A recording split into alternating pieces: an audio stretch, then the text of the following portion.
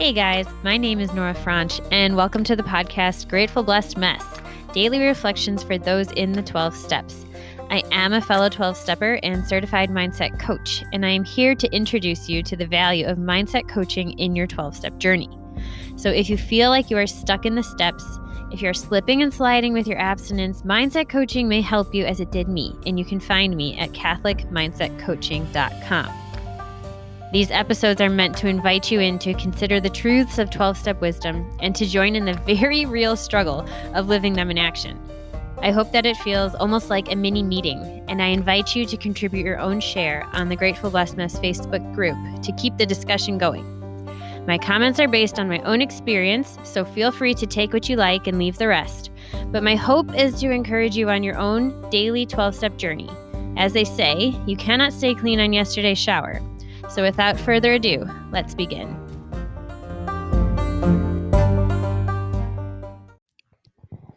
We are reading today from A Day at a Time. It's the writing for October 16th. Someone once said that the mind's direction is more important than its progress. If my direction is correct, then progress is sure to follow.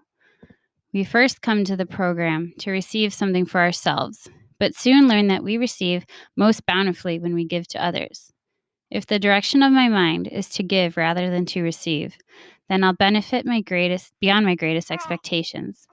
The more I give of myself, the more generously I open my heart and mind to others, the more growth and progress I'll achieve. Am I learning not to measure my giving against my getting, accepting that the act of giving is its own reward? Today I pray, may I not lose sight of that pillar of the program, helping myself through helping others in our purpose of achieving comfortable sobriety. May I feel that marvel of giving and giving back again from the moment I take the first step. May I care deeply about others maintaining their freedom from substances, and may I know that they care about me.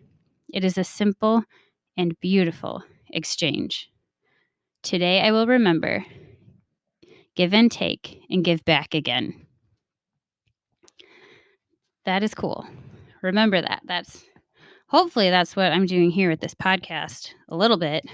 I know it's a little self-serving in that I'm hoping to reach out to people who might benefit from being coached as well along their way. But in a way, I feel like that's part of the giving and receiving too. It's kind of a wash in some way, you know? But I want to go back to the beginning here where they talked about the mind's direction is more important than its progress, because that made me think of the way I was taught to coach. And it's a cognitive behavioral approach, meaning we follow the understanding of how the mind works and that we experience something outside of ourselves. We have a thought about it. From that thought, we experience an emotional response in our body, and that is the thing that drives our actions and creates the results in our lives. And what's really powerful is that when you work with a coach, or if you learn how to do this after that by yourself, because ideally that's what I would do for you, set yourself up to coach yourself for the rest of your life with the tools that you learn, is that you're able to see how the thoughts that you choose, and that's the really important part in the way that I work with you, in the way that I was taught, is that in that whole model of how we experience life, something happens, we have a thought about it, we feel an emotion, and the actions follow. The only thing we have any control over is the thought we think and the thought we choose to think. And that is extremely important and something that you might need to wrap your head around a little bit, and reach out to me with any questions you have about that. But really what happens is if you're not even aware enough to maybe create the thought you want in the moment, which most of us aren't, you can at least identify the thought either in the moment or after the fact, either immediately after the fact or way after the fact, and say, ooh, this is what I was thinking.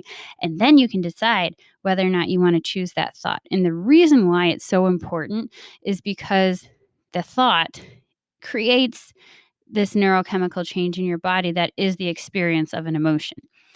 And emotions do drive our actions. If I'm defeated, I feel out of energy and I don't do as much. If I'm excited, I'm like buzzing around everywhere.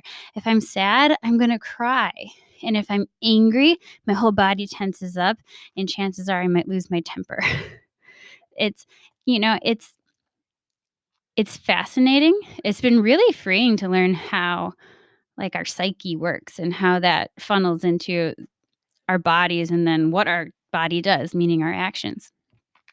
But what's important of that is that when I work with you and when I do things on my own and when I work with a coach, what we do is we go through the trajectory of that thought, where your thoughts are taking you. And so the mind's direction, whatever you're thinking, maybe it's even true, but we are forced, we go through, we study where that thought is directing you and get to the end of the road. And then we get to decide, is that good?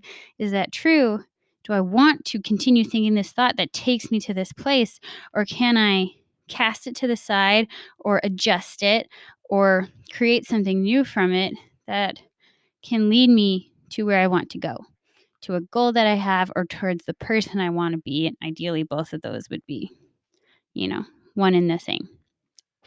So I just wanted to go on a little tangent about that because they talk about our mind's direction, and that is absolutely what coaching focuses on, where your mind is taking you.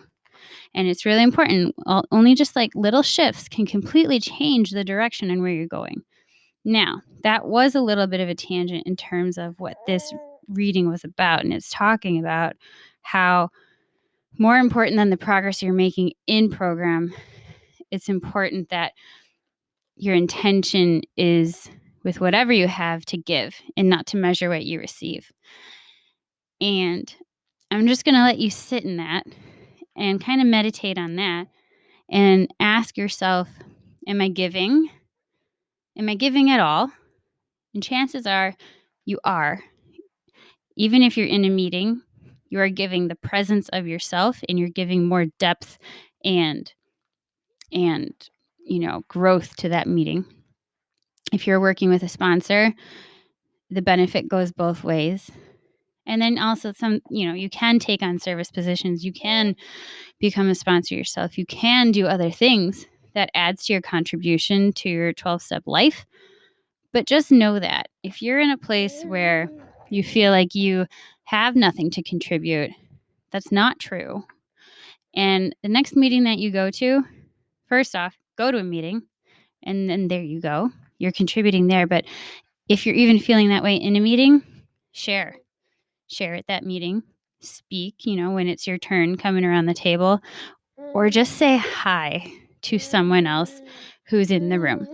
It's either someone who sits down next to you or a newcomer walking through the door. Okay. That's something you can do. If you're more of an introvert, just ask to help clean up at the end, because that is some huge way that it's going to help your program. It doesn't feel like it. It's not a direct thing where it's like, yes, I'm measuring and weighing my food. It's not like that. But I guarantee you it will help you with your program. So I encourage you to think of where you can be of service today. With that, I pass.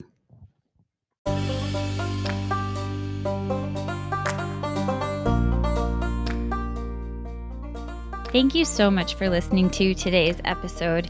If you feel that mindset coaching could help you on your 12-step journey, please feel free to reach out and find me at catholicmindsetcoaching.com. But more than that, it's important to me to give listeners like yourself a place where you do not need to feel alone on your 12-step journey. And for that reason, I've created a Facebook group. It's called Grateful Blessed Mess. And it's a place where listeners can go to add their own commentary on the share for the day, in addition to my own, and for us just to have a conversation or start a back and forth where people can find support in their 12-step journey. This is not a replacement for 12-step work. This is something outside of the 12 steps. It is simply something that has a heart for the 12 steps and those who are in it. And so, welcome. If you are here, chances are you may also be a bit of a mess. And I hope that you can learn to find some gratitude in the blessings that have come from your messes.